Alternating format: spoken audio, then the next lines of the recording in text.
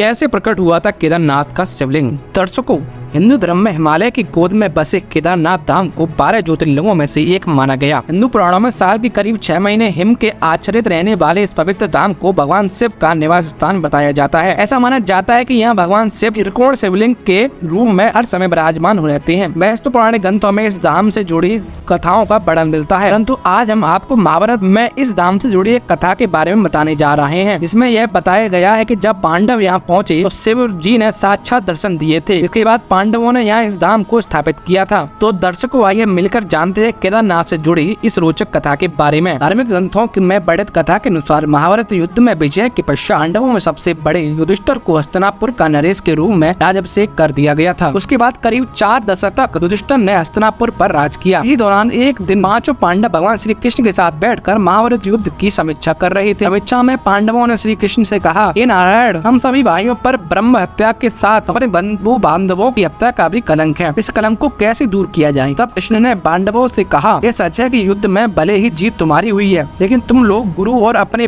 बंधु बांधवों को मानने के कारण पापों के भागी बन गए हो। इन पापों के कारण मुक्ति मिलना असंभव है, परंतु इन पापों से सिर्फ महादेव ही मुक्ति दिला सकते हैं। अतः महादेव की शरण में आ जाओ। उसके बाद श्री कृष्ण द्वारका लौट गए। उसके बाद पांडव अपने पापों की मुक्ति के लिए चिंतित रहने लगे और मन ही मन सोचने लगे कि कब राजपाट त्याग कर शिव जी की शरण में जाया जाए। उसी बीच एक दिन पांडवों को पता चला कि वासुदेव ने अपना देश त्याग दिया है और वे अपने परम धाम में लौट गए हैं। यह सुनकर अब पांडवों को भी पृथ्वी पर रहना उचित नहीं लग रहा था। गुरु पितामह और सखा सभी तो युद्ध भूमि में ही पीछे छूट गए थे। माता श्रेष्ठ पिता और काका विदुर भी वन गमन कर चुके थे। सदा के सहायक श्री कृष्ण भी नहीं रहे थे। ऐसे में पांडवों ने राज्य परीक्षित को सौंप दिया और द्रौपदी समेत हस्तिनापुर छोड़कर शिव जी की तलाश में निकल पड़े। हस्तिनापुर से निकलने के बाद पांचों भाई और द्रौपदी भगवान शिव के दर्शन के लिए सबसे पहले पांडव काशी पहुँचे, पर उन्हें वहाँ नहीं मिले। उसके बाद उन लोगों ने कई और जगह पर भगवान शिव को खोजने का प्रयास किया, परंतु जहाँ कहीं भी वे लोग जाते शिव जी वहाँ से चले जाते हैं। इस क्रम में पांचों पांडव द्रौपदी एक दिन शिव जी को खोजते